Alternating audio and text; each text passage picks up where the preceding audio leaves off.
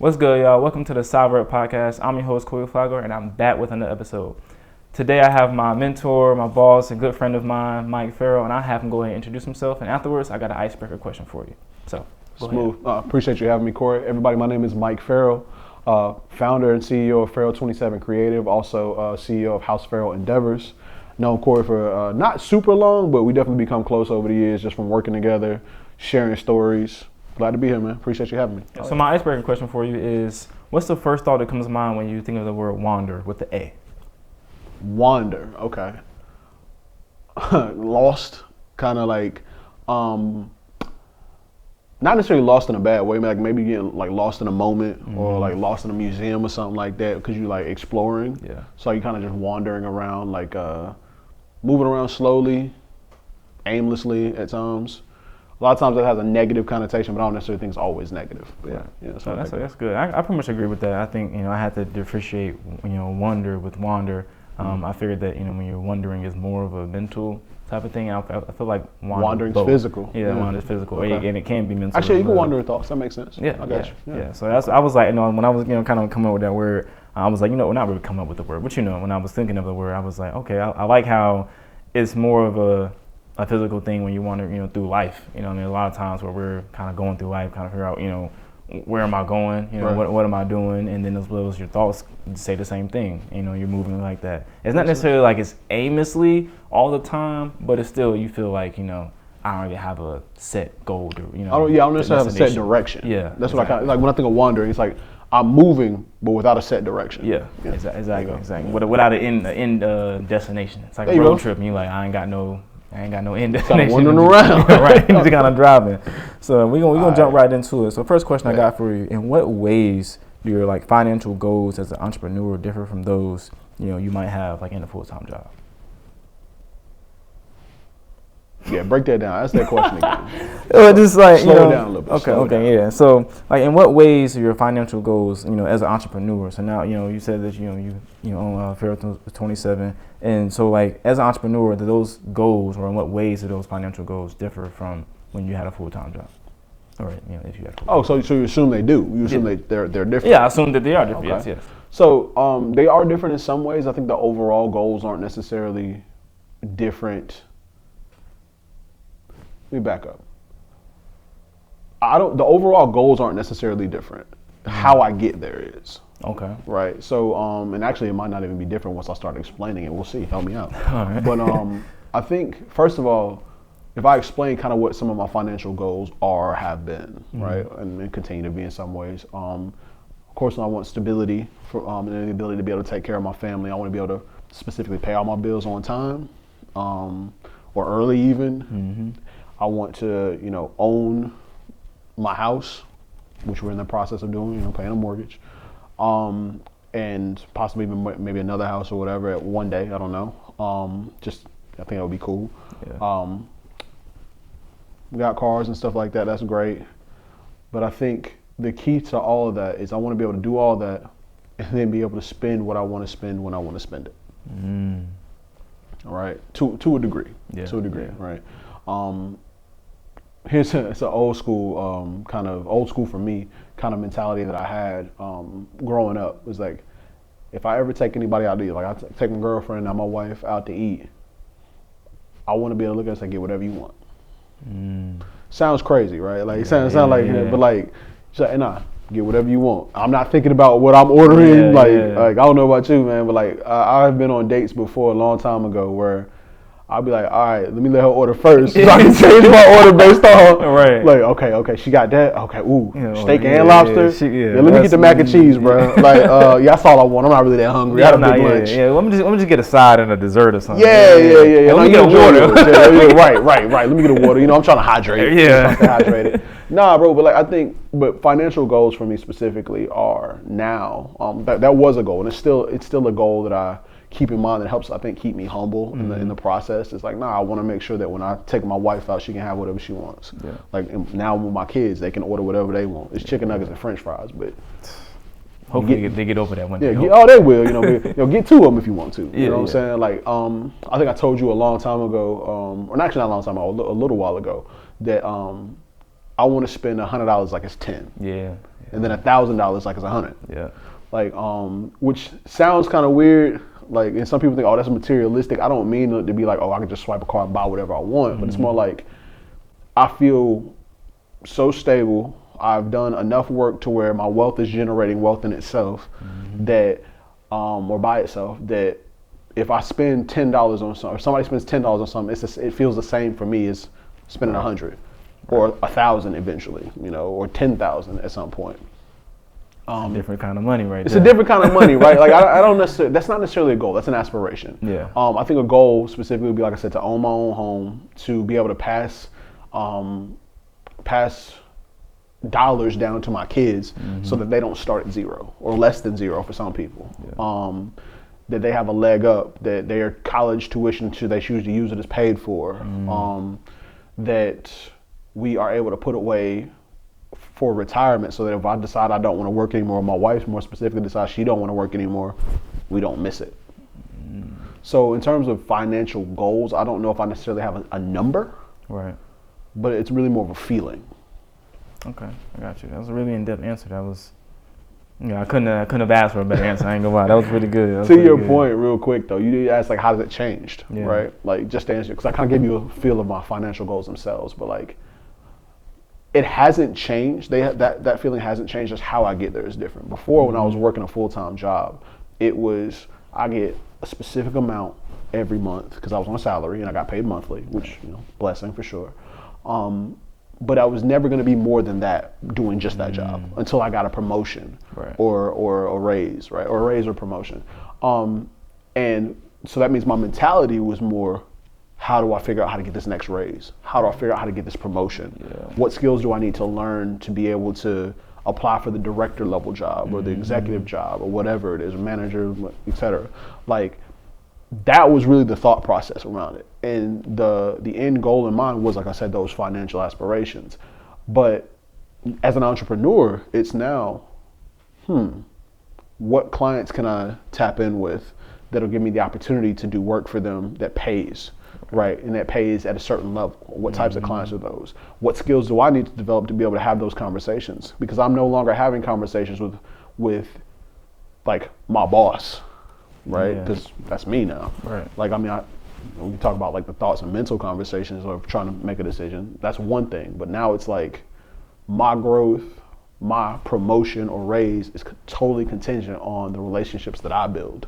And the skills that I bring to those relationships, and are those skills of value to whomever I'm trying to sell them to. That makes perfect sense. Yeah. So that's the difference. That's real. So working, as a full-time job, how, like, where were, I guess, your aspirations? As in, like, what made you want to become an entrepreneur? So a couple things. I wanted to. First of all, I've always wanted to own my own business. Like, even when I was little, I remember telling my mom and dad, like, I want to own my own business one day. I didn't know what it was. I didn't even know what it meant to own my own business. I just knew that the owner of the business, it looked like he didn't have to work as hard. I didn't know this now. That's not true at all, first of all, but it looked like he didn't have to work as hard. So I was like, I want to own a business and have people work for me. Which in one way, that makes sense. Yeah. The other side of it is, like I said, I didn't realize how much work that actually is. What made me want to switch and actually go entrepreneur full time, because I didn't do it like full time right away, was the ability to call the shots. I wanted that opportunity and that ability to call the shots, because I felt like I have qualities of leadership and a belief in a philosophy around leading people and leading business that I wasn't going to have an opportunity where I was to really kind of explore, to wander in, to use your word from earlier.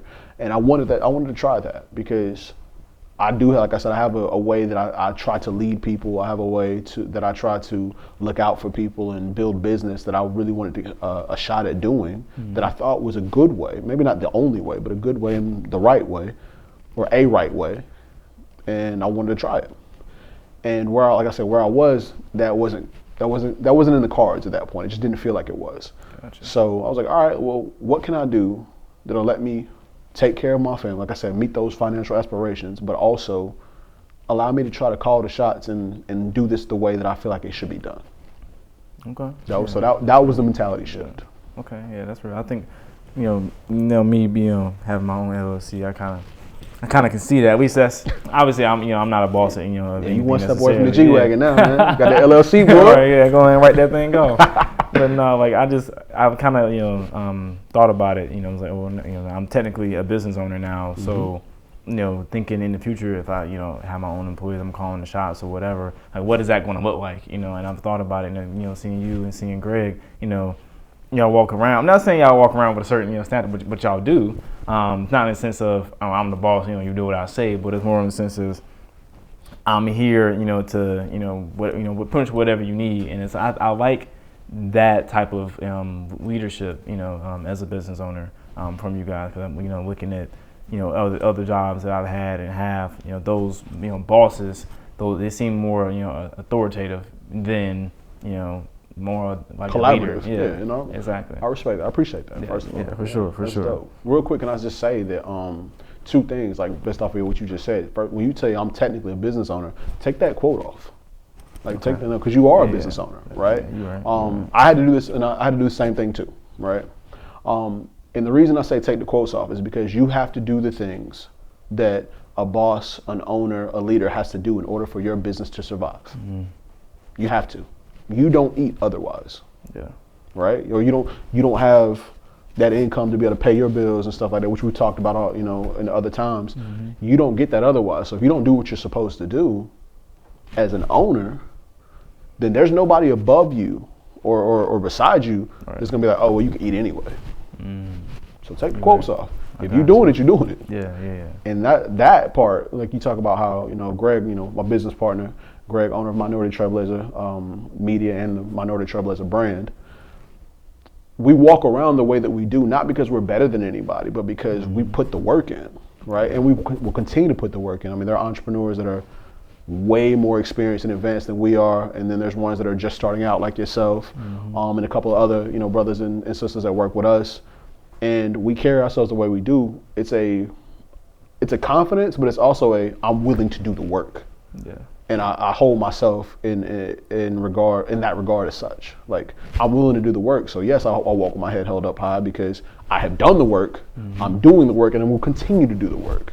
Yeah. That's where that comes from. So take them quotes off because you're doing the work too. Got you. All right. I'm gonna do that from now on. I appreciate it. No doubt. So next question. So how does your perception of financial success change? I know it's got to be some type of maybe it could be like a difference. Like how it goes.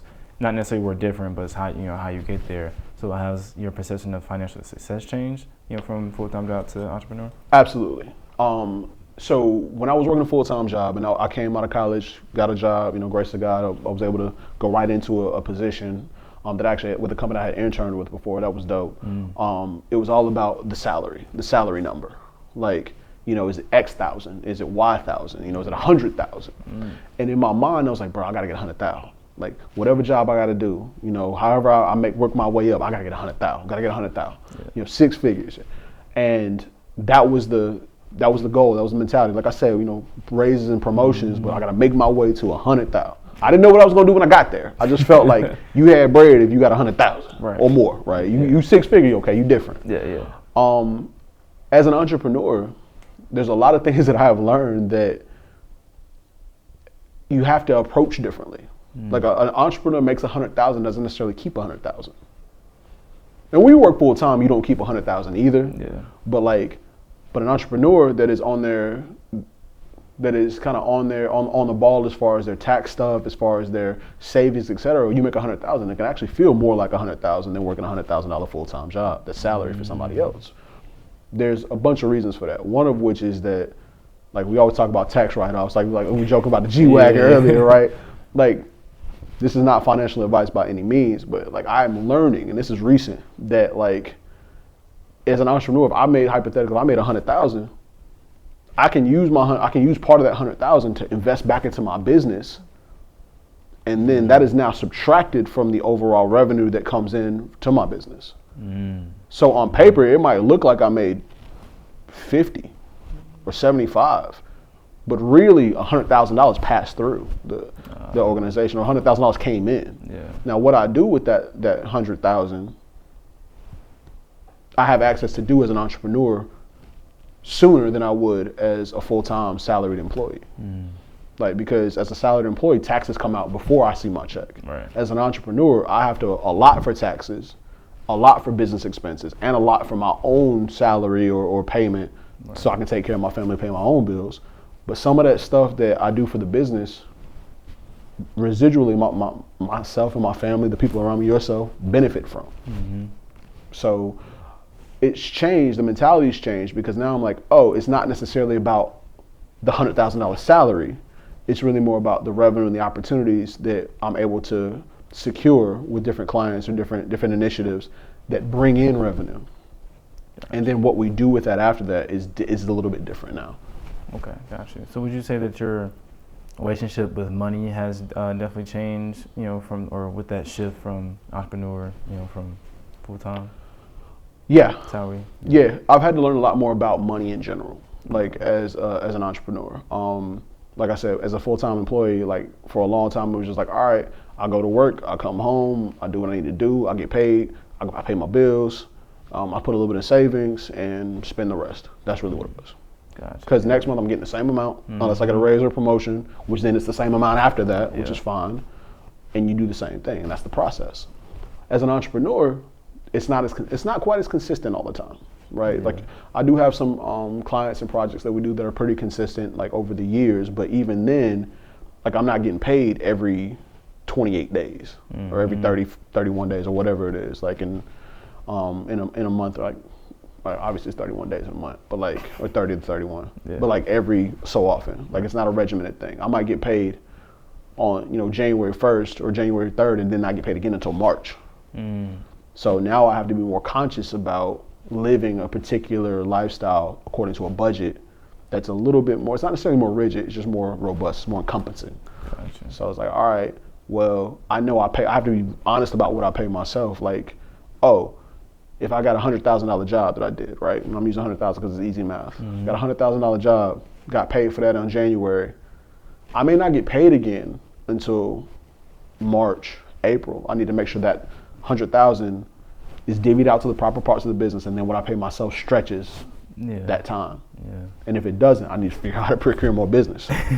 Right. Yeah. Get some more projects, more jobs. I definitely gave that some thought. When it comes to, like I don't know if it's necessarily brand deals, or even say somebody, photographer or a filmmaker, they in a movie, right? Yep. And that's their job is that movie for 8 months they do, and they get paid $3 million. Boom. Yeah. You don't know when the next time you're gonna get another movie. You know next time, let's say when you cast it, you go audition or whatever, but you might not get paid another few million until 2-3 years. So you gotta make that $3 million stretch 2-3 years, which depending on how your lifestyle is, it could be work, it could not work. Yeah. It depends on if you already made your millions before. The $3 million is extra bread or not. So that's kind of I was thinking about that. I was like, it's funny how it's like you said, it's not necessarily it can be consistent or it couldn't be consistent. Where it's based upon the jobs. I got $100,000 job, cool. Now it might be a few months or almost a year until like the next big year. Or see anything else, period, or anything else that big. That's a great point. I mean, I think one thing we got to be very clear about too is that when you're an entrepreneur, a lot of the stuff you do is contracted. Yeah. So at least a lot of stuff we do is contracted. So what ends up happening is that you get 100,000 or 3 million, like to use your example, and you don't see that whole 3 million, like. That tax is gonna have to come out somewhere. Something's gonna happen. Like if you think about like pro athletes, like they're like, oh, you got a $50 million contract, like, oh, that's great, man. You got 50 million. No, you got like 25, and then everybody else got to get paid. Yeah. So 50 million, right, might really real talk be like 12. Now 12 million is still kind of nice. Yeah, don't get me wrong. Nice. But it would say 50 on paper, but you didn't see 50. Yeah, you got 50 over 4 years, but only half of that, or less than half, is guaranteed. Right. So, yeah. And everybody else got like your agent.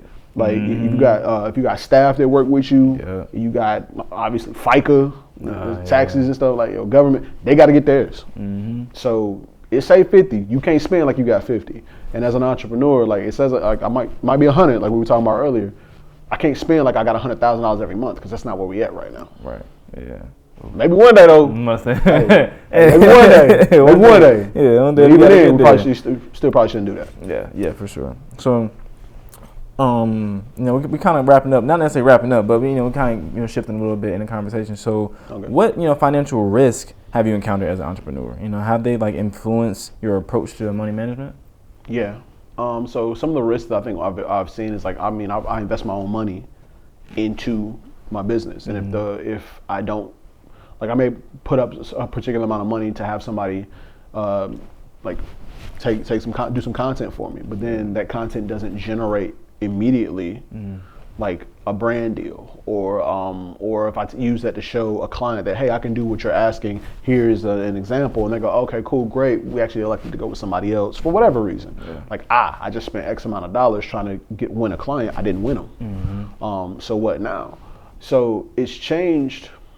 Like, the idea of risk is this, that one, I use my own money in the business to make sure that we can get more business. So it's an investment.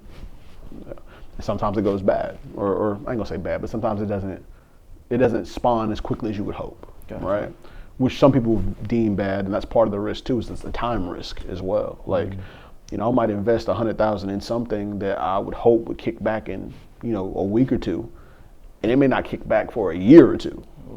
But if it kicks back in a year, it's still worth it to a degree. But it's like, ooh, I was really hoping that would kick back in a week, so maybe I shouldn't do that investment. Like, things like that.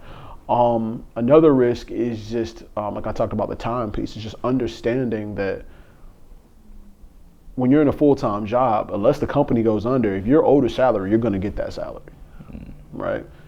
As an entrepreneur, like, you're going to get that salary, you're going to get it at a regular, regular pay. So like, hey man, I get paid in 2 days, but my bills are paid, I got food, I just got to chill and hold on for 2 days. As an entrepreneur, if I'm not working, then I'm not making money. Yeah. And if, well, theoretically, and if I'm not, unless you get the, but in case you even, but even then you're working though. You're still working. But see, in that situation, you're managing people. Right, but in that situation, you're working and managing people, but also you have put in work before that you're now reaping later on, which is where I'm trying to get to at a certain point. It's like, or at some point, is, hey, okay, I can chill, or I'm maybe not working on this particular thing, I'm working on something else, but this is still generating revenue, which is kind of where, like, one of my businesses is now, like, where I don't necessarily have to touch it every single hour of the day, and it still generates revenue. That's something I aspire to have. I always thought about, as like a CEO, you say somebody like Elon Musk or Jeff Bezos. I mean, no telling what Jeff Bezos day to day looks like. I mean, it looks like he'd be chilling. Right, I'm like, he's probably not. probably not chilling. But when you think about it, so you think about this person that's under him, it's probably CFO or whatever, and then there's people under that. But he's not under them. And he's not sitting there going, oh, I got to get these packages out. He's like, all right, so how much did we make this year? You know what I mean? Whatever. So, and it's really like a huge like pyramid. Like a pyramid. I just thought about it, I was like, that's kind of cool when you think of it that way, where it's like, you at the top, whatever, you put the work in and created this system that pretty much, works for itself, depending on the people. So now you don't personally have to employ anybody else. That's all based upon the systems that you put in place that, do all the work for you. Now those systems are having people, employ other folk, and not necessarily firing folk, but letting some people go that they ain't producing. I mean, the system at that point protects itself. Yeah. It's like, because if you're not producing, then the system suffers, or there's a potential for the system. So I'm like, no, you can't do that. The system becomes the boss in that situation, which is kind of wild. I was thinking about like AI and stuff like that. No, I don't know about that, but like in your scenario, and actually, I think this is my thought in business. Like, once you got a system in place that grows, and you may have to readjust it and revisit it from time to time, but like, there's a system, and the system will protect itself, thus protecting you. That's true. Because I'm thinking about the job I work at, and I was all wondering, is there many different it's a franchise, so there's many different stores, many different locations. I thought about there's a hierarchy in each one of those stores. Each one of them stores, and it's a part of a hierarchy too. Right, so and then the districts have a hierarchy. The district have a hierarchy, and then the states have it. So, and then obviously there's it's big boss that come around here and there to go. Oh, they come to the district. All right, everybody. Oh, clean up the store. Right. But then there's a boss that's bigger than that person too. Right. And then there's the one that's mad old or whatever, and then it's like a board of people. What I mean? So it's crazy how I guess sophisticated and how minute it can really get when it comes to those big $1 billion corporations. Right. Which is wild to think about. Yeah. Which is wild to think about. Yeah, for sure. Yeah. So, have you found more or less like financial stability, when it comes to full time versus entrepreneur? I mean, I would guess off the top of my head that you probably found more, but has it really been that black and white? It's not been that black and white. I would say stability in terms of being able to pay my bills on time and like take care of my family. Like, yeah, that's been fine. Mm-hmm. That's been stable, thankfully, and that's also a testament to how I actually became an entrepreneur, like the process, which we can talk about at some point if you want. No worries. Mm-hmm. But I would say that my outlook is different. Like before, it was like okay, month to month, and I could look at my I could look at 6 months or a year and be like, yeah, I'm gonna make this amount of money, salary wise. Versus now, I can look at, I've got some stuff in place already, for this year and hopefully into next year. Like, okay, yeah, if everything goes well, it should be about this. Yeah. So the stability itself, as far as being able to like check the boxes of like monthly bill, utilities, and that kind of stuff, and food, fine. The stability as far as like the outlook, like looking further beyond, is a lot less. It's a lot less in terms of being able to bank on, oh yeah, well that month I get paid $5,000 a month or $10,000 a month or whatever it is. Like, yeah, and of course I can do that in September. Because you assume that if you're on a salary job, nothing's going to change, right? And that's part of why you would get a salary job. But as an entrepreneur, it's like, I might have $10,000 at that point, but do I need to spend that $10,000 at that point? Right? I would say it's a little bit more stressful. With great power comes great responsibility. So like I said, I want to call the shots.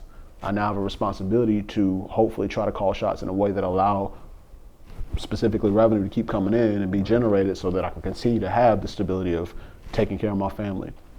The thing that is the biggest, I guess, kickback on that in a positive way is the time that I get back.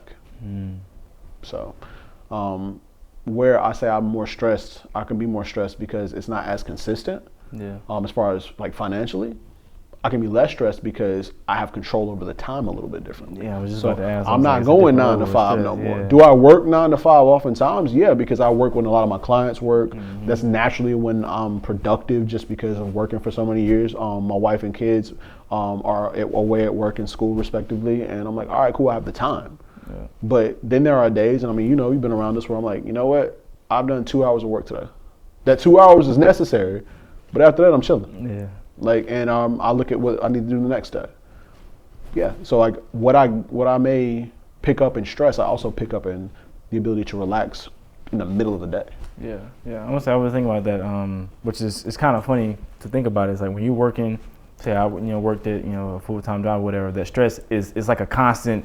I'm going to work. Oh, here we go. You know what I mean? Right. But when as a business owner, it's like it's not a oh, here I go. It's more of like I want to do this. You know what I mean? I'm stressing about it because I want to do it. You know what I mean? So it's not, at that point, it's not necessarily stressful because it's something that I know I like to do. It's different stress, for sure. Definitely different levels. It's still stressful, but it's different stress. Yeah, in that sense. It's more like a stress that you've learned how to manage. It's not like, you're not stressed out by it, you know what I mean? Where you're constantly stressed out. It's like, yeah, I can handle this amount of stress. A lot of the work I do is project based. So that means like versus like when I was on a salary job, it was project based at that point too, but it was extended, and I'm working with the same people all the time every day. So if I have a disagreement with somebody or somebody has a problem with me, I literally can only deal with that person. Versus as an entrepreneur, I work with multiple people. And I like everybody I work with, so that's not even an issue for me. But it's like the potential of, I only got to work with you for 2 more days. Let me get through my 2 days, we'll get paid, and then I get to step away from it. And it doesn't mean I'll never work with that particular person again. It just means, okay, I know a little bit something different now. Yeah. Now, the same thing was true on the salary job, but the difference is that I had to go to the same place every day for the same people, right? Like listening to certain people call the shots that maybe I didn't agree with, right? And this is not always, I'm not saying I had bad bosses or anything necessarily. I'm just saying like, I see something a little bit differently. Maybe I have an opportunity to say something about it. Maybe I don't. Maybe if I do say something, it's not taken seriously. Like there's a whole bunch of other things that could go into that. But for me as an entrepreneur, I got to make the call, and the buck stops here. So like if I make a bad call, it's on me. Yeah. If I make a good call, it's on me. Yeah. Right. Yeah. And we go from there. But as far as like being stable and in terms of stress levels, I think I'm actually much more stable in terms of the stress level as an entrepreneur, because I realize that a lot of the stuff that makes me stressed, a lot, not everything, is actually in my control. So it's about making a plan to address those things that may be causing me stress and then executing the plan. And because I have that power, it actually lets me personally feel a little bit less stressed. Gotcha. Yeah, I like that. I like that. So, what pushes you or motivates you to continue, or that's what drives you to continue, working and bringing on more stress to either make more money or work with a certain client. Like, and what kind of drives you to work harder, I guess, and as an entrepreneur, put it in that sense.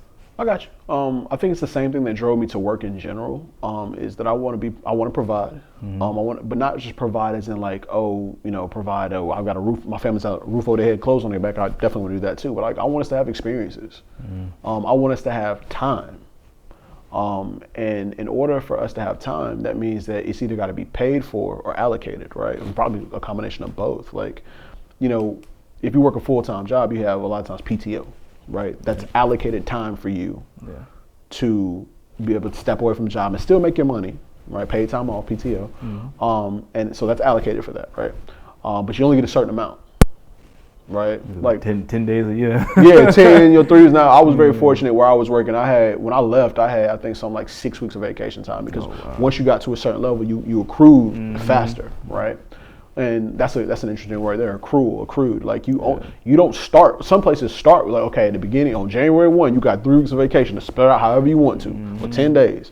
For me, or for other jobs, and for me, it was all right. On January 1, you have no time. As you work, you will part of your compensation not only is your salary, but you gain a day too.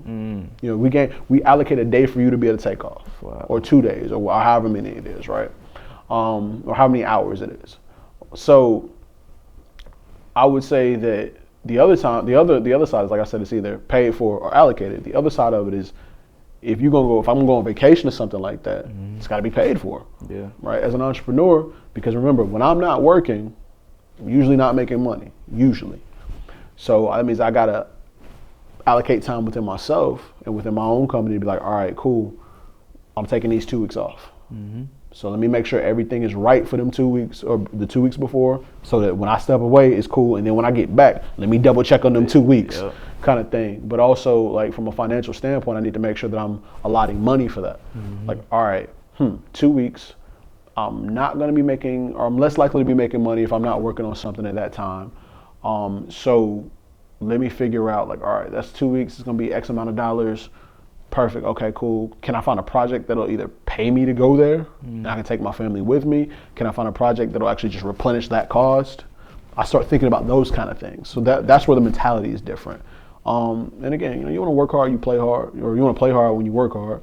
I work really hard because I care about those people that are around me. I really want to be seen as a light to the people whose lives I'm a part of and who are part of my life. So I'm like, hey man, if I need it, Mike got it, or Mike will help me get it. So that's a personal thing. A dream I had growing up, I told my parents this was a couple of years ago, actually in 2020 during COVID. I said I wanted to live in a house with an upstairs. And I'm saying these words specifically. I remember writing these down as a little kid, like 7, 8 years old. I want a house with an upstairs. I want to own my own business, and I want to take my family on vacation where they ain't got to worry about nothing. Checked all 3 boxes. Hey. Yeah. That's my flex. That's a flex. that's a flex, man. I need to go ahead and write that down. Yeah. We went to Myrtle Beach, but you know what I'm saying? Like, hey, but we was there. It was dope. Yeah, and we had an amazing time. And here's the thing, like, the flex is not, oh, I had all the money, I could pay for it. The flex was because nobody else was stressed. We had such a good time. We were chilling. We wake up when we want to. We went out when we wanted to. We had breakfast at home. We cooked at the beach house. Like we played games. Like my parents had taken off work so they could come. My kid was there. Like at the time my daughter wasn't born yet, but my son was there. My wife was there. Both my sisters. Like we were all just having a dope time. Like we just like, hey man, we want to do something. Let's go do it.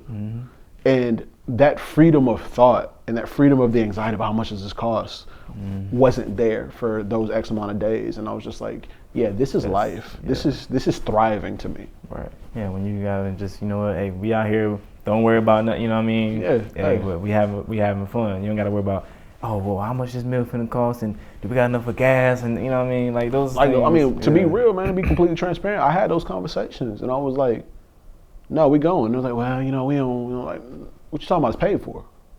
What? All y'all need to do is get there. Yeah. Huh? Nah, we ain't gonna do that. No. This is I want to do this. Like, I don't feel obligated. I don't feel like it's required of me. I want to do this because here's the thing. Seeing my people have joy brings me joy. Yeah. And you asked to answer your question simply, that is what motivates me to work. Because I want to see the people that, you know, that I care about, that I love, that I grew up with, that I am helping raise, experience joy, like true joy, because that brings me joy. Yeah. I like that. That's really good. So I got one more question for you. Wrap it up. So what advice can you give to either me or, you know, as well as the audience, those that are kind of wondering about, you know, entrepreneurship, maybe just kind of probably just started their own LLC? What advice can you give them, I guess, starting out, or even just like I said, even wondering about it? First things first. If you just started an LLC, do not buy a G-Wagon. Not yet. Wait for it. That's first. No, seriously. Well, that is serious. But seriously, to answer your question, what advice could I give? First of all, like, being an entrepreneur is not easy. It looks cool. A lot of times I've been told this, it looks like I live an Instagram life. Like, oh man, people, you always look happy. You always look like, yeah, and it's true. I am happy a lot of times. I'm really happy and proud of what I've done and what we're doing as a group and as a team, and what we're continuing to do. But I would say it's not for the faint. There are going to be cold nights. There are going to be, and I'm not saying nights where you go hungry and all that kind of stuff. I mean, that is the path. Yeah. That is not, I was very fortunate. That's not the path that I went down. Because I started with a full-time job. And I would say if you're considering becoming an entrepreneur and you haven't started anything yet, like, if you've already got a job, keep it, right? Keep it, and then allow yourself to get so good at that job that it doesn't occupy 100% of your brain when you're doing it, right? This is the method that I actually took, right? I had a job that I was working. I wasn't fulfilled. I had some talents and some skills and some gifts that were eating at me that I wanted to try, but just that job wasn't the appropriate place for them. Yeah. You know, nothing against the people or the company, it just wasn't the right fit for that. Right. So I was like, well, I know this is needed, so let me do a little freelancing, because it's just me at the time. Let me do a little freelancing. So I'll do a little freelancing on the side, you know, just get a little extra cash, gas money, you know. Like, at the time, I wasn't really making good, like, I was making good money, but I wasn't making bank or anything like that. Not that I'm making bank now, but it's a lot different than what it was. It's a lot different than what it was. Like, real talk, we've been blessed, and truly grateful for that. But I wanted to, you know, take my wife out, or my girlfriend at the time, to a nice dinner.